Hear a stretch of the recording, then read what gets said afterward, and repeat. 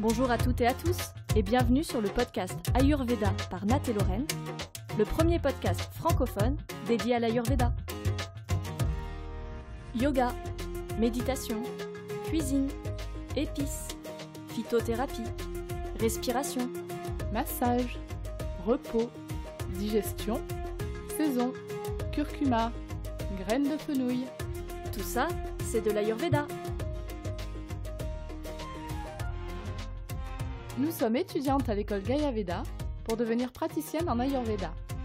Nous vous proposons un podcast bimensuel sous la forme d'interviews ou de sujets co-animés pour vous permettre de découvrir cette pratique et l'adopter dans votre quotidien. Êtes-vous prêts pour ce moment de détente et de bien-être rien que pour vous ?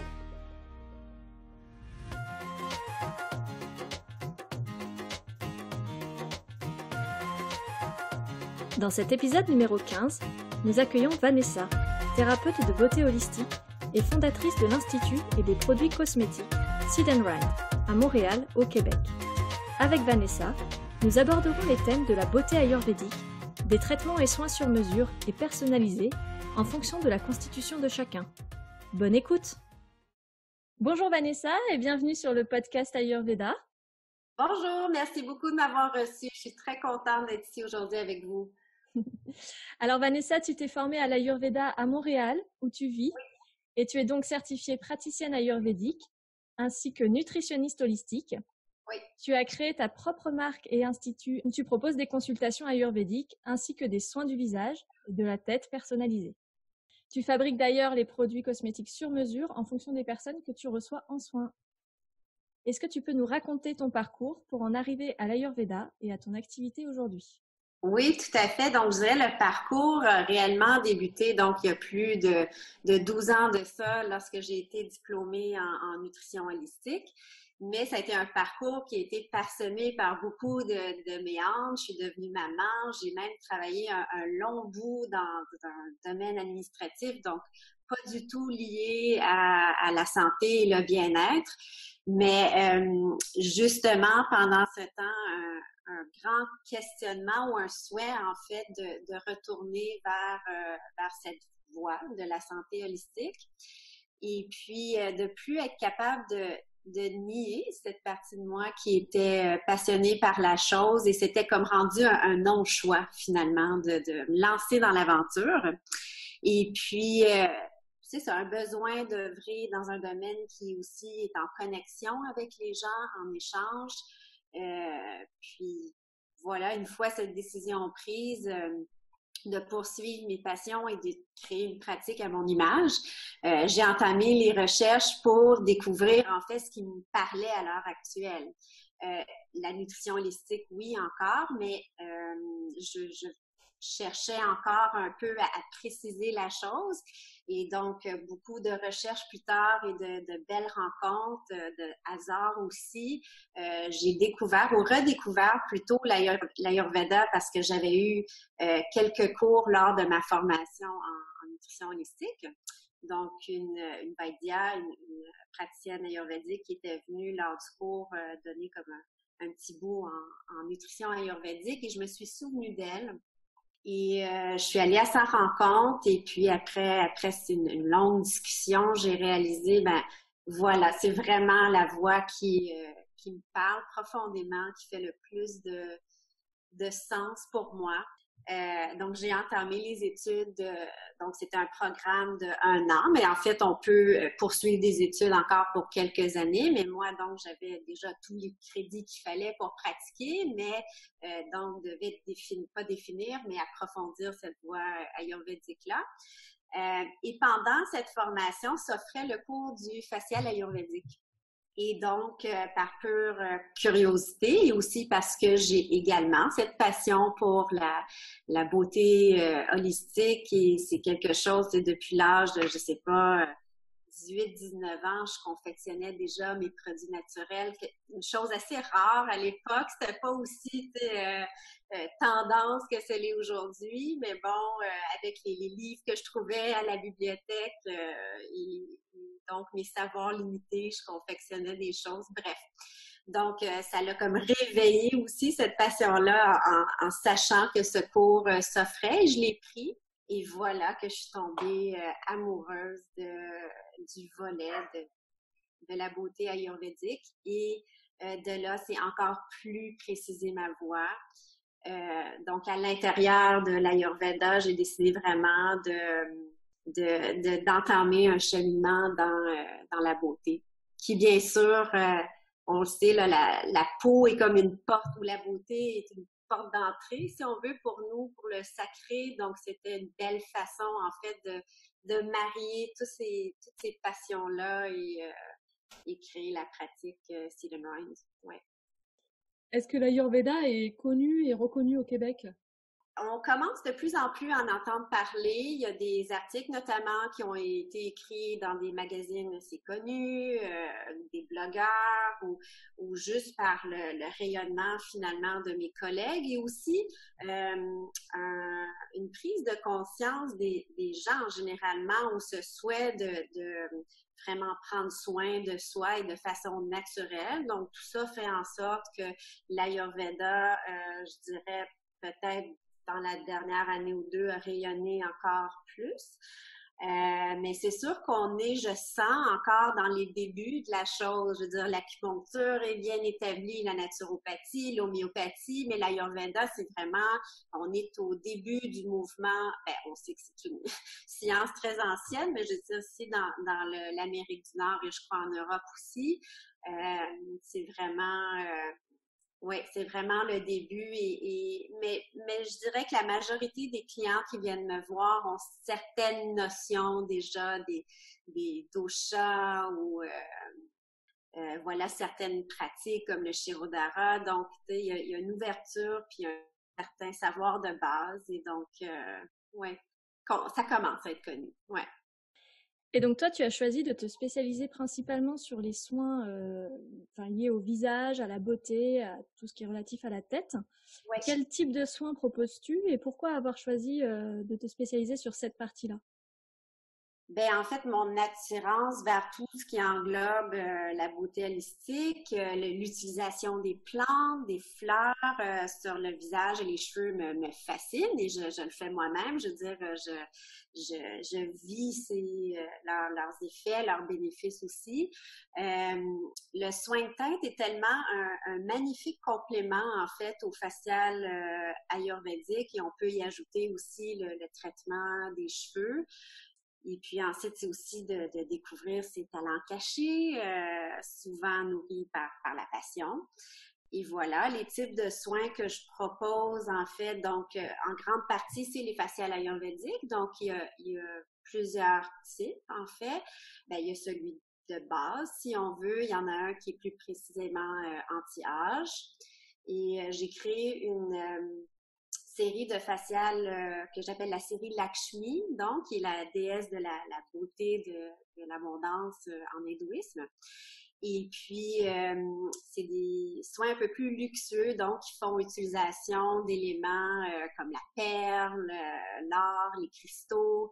Donc, j'ai lancé le premier, le nouveau qui était aux cristaux et donc un nouveau s'en vient, sera annoncé début octobre également. Et puis voilà, les soins de tête, donc le massage de tête ayurvédique, aussi connu comme le Shiro Abhyanga, donc qui est soit pris tout seul ou en combinaison, comme j'expliquais avec le facial. Et puis voilà, les produits évidemment personnalisés.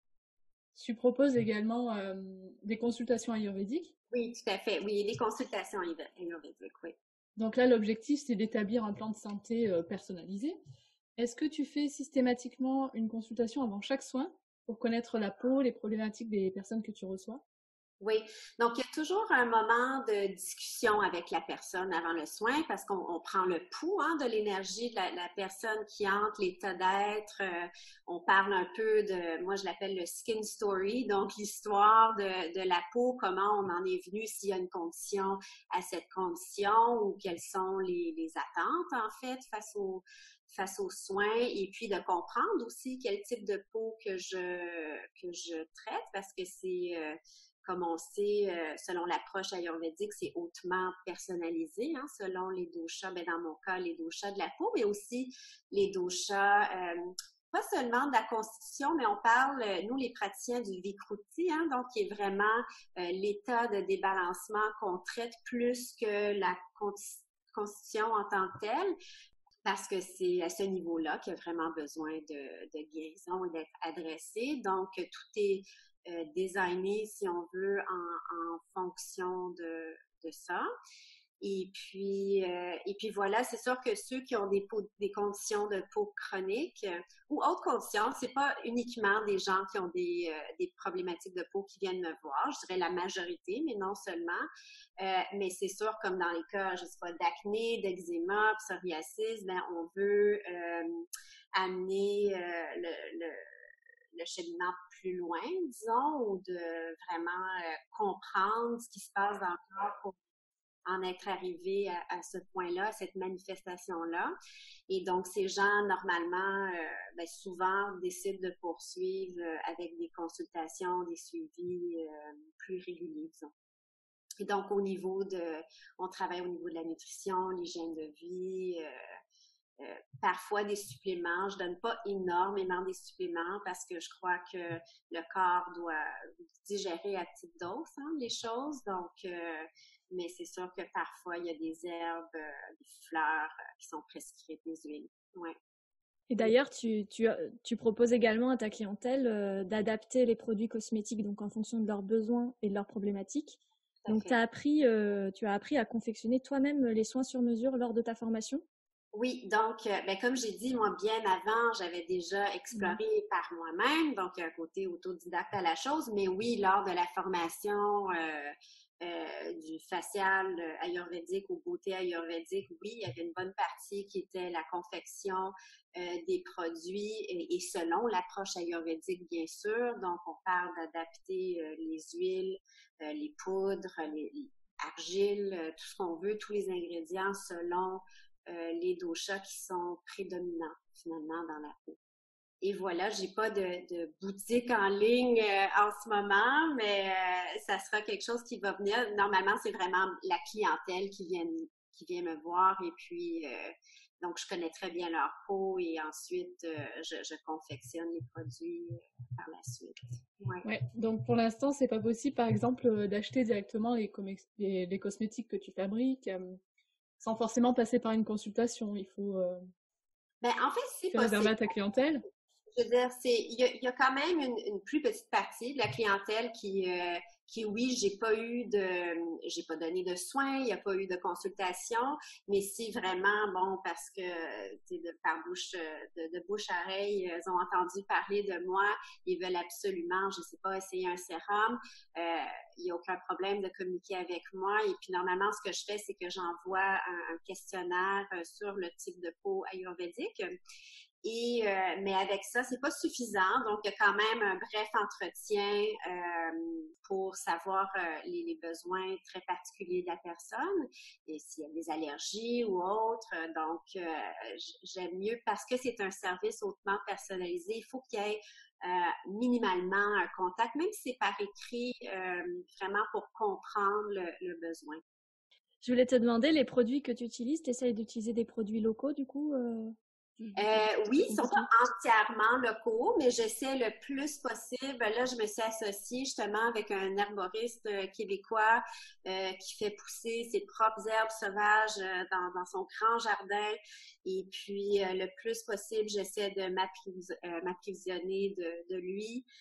Et oui, parce que comme je disais avant que l'entrevue entamée, que l'Ayurveda prône qu'on utilise vraiment les éléments, des ingrédients ou des plantes locales le plus possible parce que c'est l'environnement dans lequel on est, auquel on est adapté. Donc, oui, c'est sûr, le plus possible, mais il y a certaines herbes, c'est sûr, qui sont un peu impossibles, en fait, à faire. En tout cas, dans notre climat nordique du Québec, c'est assez difficile, ouais.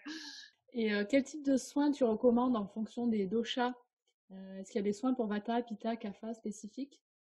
À mon avis, et selon l'approche ayurvédique, tout soin est bon pour toute personne. C'est vraiment d'adapter finalement, comme j'expliquais, les ingrédients, les huiles, les fleurs, les argiles, les hydrolats, tout ça doit être finalement personnalisé selon les doshas prédominants de la peau de cette personne-là. Et ce qui se présente à l'heure actuelle, parce que les gens peuvent répondre une chose dans le questionnaire et se pointent au rendez-vous et puis finalement, on constate autre chose. Et c'est un peu mon rôle de déterminer finalement c'est quoi le besoin dans le moment présent finalement. Et comme je disais, donc de traiter vraiment le vicroutis, l'état de débalancement plus que la constitution de la personne. Et oui, voilà. Donc, tout soin peut s'adapter pour toute personne. Et qu'est-ce que tu conseillerais comme produit ou comme type de soin à une personne ayant beaucoup d'acné? Est-ce qu'il y a un remède miracle? Il n'y a jamais un remède miracle, surtout dans les conditions de peau chronique telles que l'acné, et j'en ai beaucoup parce que c'est vraiment, moi je dirais, le type de client évidemment que j'attire le plus. Bon, c'est ceux qui ont des grandes problématiques de peau chronique depuis plusieurs années et difficile à traiter. Donc, au pitta, le feu est l'inflammation, la peau réactive, c'est très présent. Mais pour l'acné, ce que je peux dire, ce que je dis à tous les clients, c'est arrêtez de vous toucher la peau. Arrêtez de fignoler sur vos boutons, parce qu'on introduit évidemment des bactéries qui peuvent exacerber la condition et empêcher la peau de bien cicatriser aussi. Donc ça, c'est vraiment le conseil numéro 1 qui n'a rien à voir avec une huile ou autre ou un produit à appliquer. Et puis ensuite, c'est vraiment d'être suivi en consultation par un praticien ayurvédique ou autre là, pour qu'on fasse un plan de nutrition et d'hygiène de vie, parce qu'évidemment, avec l'acné notamment, il y a un grand lien souvent avec le système hormonal, les fluctuations d'hormones, le stress, le sucre, parfois les produits laitiers. Donc, des fois, c'est un processus d'élimination de certaines choses et de les réintroduire et de voir comment ça se passe. Donc, il n'y a vraiment pas un produit qui pourrait adresser la chose. Mais j'aime bien le neem, donc le margousier en français. Donc déjà, d'avoir des produits à base de margousier serait une bonne chose qui traite généralement les conditions de peau inflammatoires. Mais voilà, c'est beaucoup plus grand. C'est au-delà finalement des produits utilisés. Ouais. Et est-ce que tu as des secrets ou des astuces pour prendre soin des peaux matures? Pour les peaux matures, je dirais, les mots-clés, c'est de nourrir et de tonifier. C'est vraiment d'y aller avec des agents hydratants comme l'eau de rose. Ou l'eau de rose ou d'oranger même, à appliquer avant le sérum ou la crème hydratante. Donc, on veut que la peau soit encore un peu de l'hydralat avant qu'on vienne appliquer l'élément hydratant par la suite. Ensuite, des ingrédients comme la crème de carotte, la pomme grenade, germe de blé, vitamine E. Donc, si on peut regarder dans les produits en magasin, aller à la recherche de ceux-ci. L'argousier aussi, qui est vraiment un bel ingrédient anti-âge. Donc, moi, je travaille beaucoup avec les huiles. C'est sûr que les sérums sont un peu à la base de tout ça. Et puis ensuite, je dirais, pour tonifier, c'est vraiment l'automassage du visage. C'est vraiment une pratique qui peut se faire au quotidien, facilement à la maison.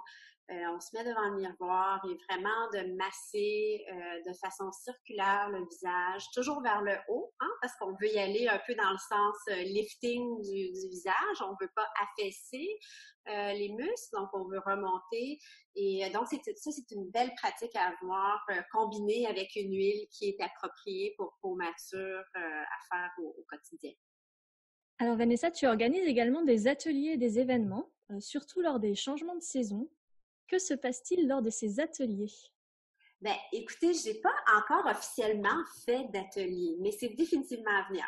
En fait, j'ai comme co-animé un tout petit peu un atelier de yoga ce week-end. J'ai ajouté ma touche en guidant les gens avec un Pada Abhyanga, donc un massage de pied ayurvédique pour bien enraciner les gens avant la pratique. Et j'ai fait un peu de stimulation de points de marma au niveau du visage avec une de mes huiles. Mais définitivement, les ateliers sont à venir fin 2019, début 2020. Je veux vraiment faire une avec la baguette Kanza, en fait, pour que les gens découvrent ce bel outil ayurvédique-là, qui est non seulement pour le visage, mais évidemment, dans mon contexte de beauté ayurvédique, c'est un outil beauté aussi. Et aussi savoir connaître, ou pas savoir, mais connaître les huiles à utiliser selon le type de peau ayurvédique. Donc ça, je sais que c'est un atelier que je veux créer, mais toute une série d'ateliers, en fait, qui sont à venir, et participation à des expositions également. Donc, à venir, à développer. Ok. Les cures ayurvédiques, pardon, vous m'avez demandé, oui, donc ça, c'est évidemment, c'est pas un événement en tant que tel, mais je veux dire, je guide les gens de façon privée, éventuellement, on fera des groupes, mais justement, comme on est en transition de saison en ce moment, de l'été à l'automne, l'équinoxe d'automne vient de passer ce dernier week-end. Donc, je suis actuellement à guider les gens à travers leur cure ayurvédique. Donc, moi et une collègue avons designé une cure de 12 jours végétalienne et adaptée, en fait, selon le mode de vie, dans notre cas, nord-américain, avec nos habitudes de vie. Et c'est sûr, on regarde en Inde, ils font tout un processus, hein, c'est le Panchakarma, les 5 actions. Et donc, c'est vraiment un processus très, très intense et qui peut mal, je pense, s'adapter à la réalité des gens ici, à moins d'être vraiment dans un centre supervisé, dans le style retraite un peu. Mais moi, ce que je propose, c'est vraiment du one-on-one, de guider de façon privée et par courriel aussi, un soutien tout au long du dojo avec des rituels, à faire une nutrition très spécifique. Évidemment, le kitchari, donc le repas détox ayurvédique par perfection, est vraiment au centre de cette cure-là avec le ghee, donc le beurre clarifié pour venir purifier davantage le corps. Donc ça, je fais à chaque transition de saison. Donc automne et printemps. Et est-ce que tu conseillerais à tout le monde de faire une détox lors de ces changements de saison? Donc, encore une fois, toute détox peut être adaptée à tout individu. Donc, c'est vraiment, encore une fois, de connaître l'état d'être de dosha ou de déséquilibre de la personne. Mais on a tous besoin de libération de toxines, au moins c'est 2 fois par année là. On est tous exposés au même niveau aux toxines environnementales ou dans notre nourriture, dans nos habitudes de vie. Donc, c'est vraiment recommandé par tout le monde, mais on adapte évidemment le plan de nutrition un peu, les épices aussi. Donc, pour Vata, ça va être, c'est sûr, beaucoup plus nourrissant, un peu plus dense. Pour Pitta, un peu plus léger, un peu plus d'aliments crus ou refroidissants. Et pour Kapha, donc, on va y aller dans le sens, les rituels peuvent être un peu plus tonifiants et stimulants. Est-ce que tu peux nous dévoiler quels sont tes rituels du matin, toi, pour bien commencer une journée?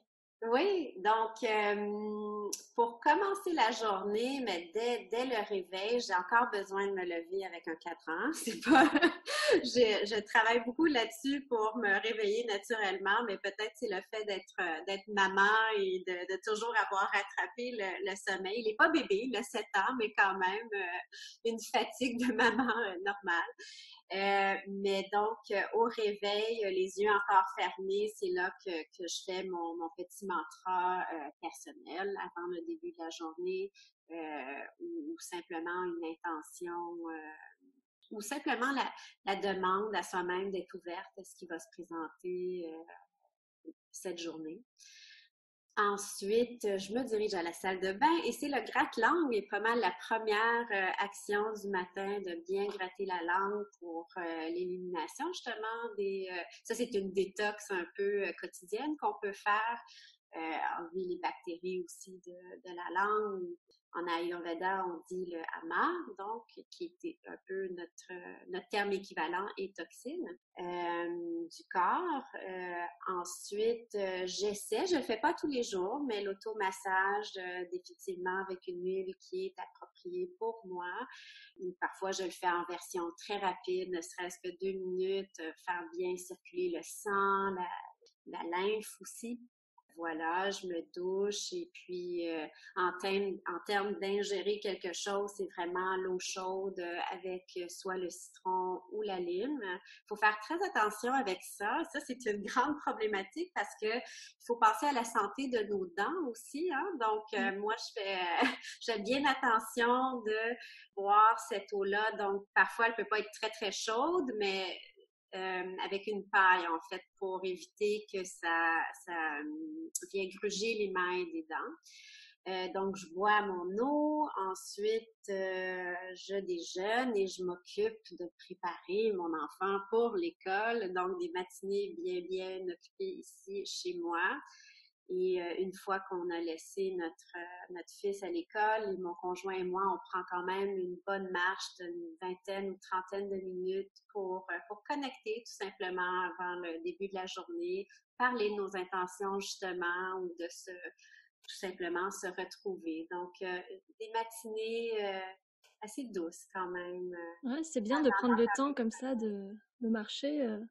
Oui, C'est oui, chouette. je pense que le contact extérieur, bon, c'est sûr, moi, je suis dans un milieu assez urbain, mais j'essaie le plus possible de me rapprocher des arbres ou d'aller dans des rues un peu plus, justement, habillées par cette nature ou les parcs pour pouvoir avoir cette connexion minimale au moins tous les jours. Oui. Tu nous as parlé de tes projets, d'une partie de tes projets d'organiser des ateliers. Oui. Est-ce que tu as d'autres projets pour les mois, pour les années à venir? Donc, définitivement, l'ajout de certains soins. C'est sûr que la pratique va toujours évoluer et moi, j'approfondis toujours mes connaissances et j'ai une soif d'apprendre et donc, dès que j'apprends une nouvelle modalité, je veux tout de suite l'intégrer dans la pratique. Donc, c'est sûr qu'il va y avoir des nouveaux soins qui vont être offerts ou des nouvelles techniques qui seront ajoutées au facial. Les ateliers, comme on parlait, donc c'est ça, voilà, à venir, à développer. L'enseignement, définitivement, c'est quelque chose dans lequel je veux me lancer et que j'ai déjà d'ailleurs un peu commencé aussi de façon privée pour le facial ayurvédique. Donc voilà, des cours, j'ai pas de date encore, mais sûrement qui seront à faire en personne en 2020. Et ensuite, à long terme, c'est vraiment en fait de développer ce volet éducatif-là via les ateliers et les cours de facial ayurvédique ou autres. Hein. C'est pas où la vie peut nous mener et qu'est-ce qui va se présenter, mais je suis toute accueillante pour là et je les ai intégrés. Puis créer une communauté avec des partenaires du domaine du bien-être et de la beauté holistique, en fait. Et ça serait chouette si on pourrait, je sais pas comment, se retrouver sous un même toit, en fait. Donc, je sais pas, une exploration pour moi et évidemment, dans mes rêves les plus fous, ça serait l'écriture d'un livre, je dirais. J'en suis pas là tout de suite, mais c'est quelque chose qui me tient à cœur de réaliser ça dans ma vie. Et puis, voilà, être un acteur peut-être dans la création de grands événements justement autour de la beauté holistique qui rallie tous mes collègues et puis qui éduque finalement le public sur ces beaux domaines. Alors nous arrivons à notre question rituelle du podcast, Oui. que nous appelons l'instant de gratitude. Oui. Qui aimerais-tu remercier? Ou de manière plus globale, qu'est-ce que tu aimerais remercier? Alors, dans un premier temps, je remercierais ma gourou, en fait, donc la Vaidya qui m'a formée, qui s'appelle Anita Sharma, donc qui a fondé, qui dirige un institut ayurvédique ici à Montréal. Et pour tout simplement, pas tout simplement, ce n'est pas simple, mais la transmission de ses savoirs, sa générosité, voilà, qui a un peu été ma lumière, hein, mon guide dans ce cheminement-là. Et puis, mon conjoint pour son soutien continu et d'avoir vraiment cru en moi avant même de faire ce grand saut dans cette nouvelle aventure pour moi, parce que ça ne fait que 2 ans, en fait, que je me suis réellement lancée dans le domaine. Et puis, plus globalement, parce que c'est une chose assez rare, j'aimerais me remercier, en fait, pour avoir eu le courage, finalement, d'avoir fait le saut, de m'avoir choisi, vraiment, de vouloir prendre ma place, finalement, dans le domaine. Et puis, et finalement, l'univers pour avoir mis les opportunités et les personnes, les rencontres finalement sur mon chemin qui m'ont mené ici. Merci Vanessa. Merci beaucoup. Merci à vous, un grand plaisir. On a été ravis de t'accueillir sur le podcast et puis d'accueillir le Québec sur notre podcast francophone. C'est la toute première fois, si je comprends bien. On la toute première fois et on sait qu'on a des auditeurs, des auditrices au Québec, donc on les salue au passage. Coucou Québec! C'est ça. À très bientôt Vanessa, merci beaucoup pour ton passage ici. Merci. Merci pour votre écoute. Si comme nous vous aimez cette idée de podcast sur l'Ayurveda, n'hésitez pas à nous encourager avec une note ou un commentaire sur votre plateforme d'écoute de podcast et bien sûr en vous abonnant au podcast. Vous pouvez nous retrouver sur notre site internet www.podcast-ayurveda.com ou sur notre page Facebook Podcast Ayurveda par Nat et Lorraine. À très bientôt!